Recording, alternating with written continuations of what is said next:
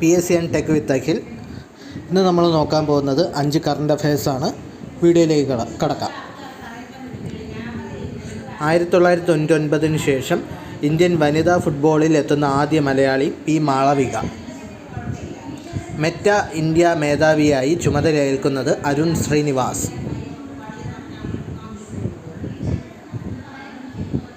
തായ്ലൻഡിൽ നടന്ന Asian indoor rowing championship 200 മീറ്ററിൽ സ്വർണം നേടിയ മലയാളി ജെയിംസ് ജോസഫ്. 2025 കേന്ദ്ര സാഹിത്യ അക്കാദമി യുവസാഹിത്യ പുരസ്കാരം നേടിയ Malayali Akhil P. Dharmajan. Ram care of Anandi എന്ന പുസ്തകത്തിനാണ് പുരസ്കാരം. 50,000 രൂപയും ഫലകവുമാണ് പുരസ്കാരമായി ലഭിക്കുന്നത്.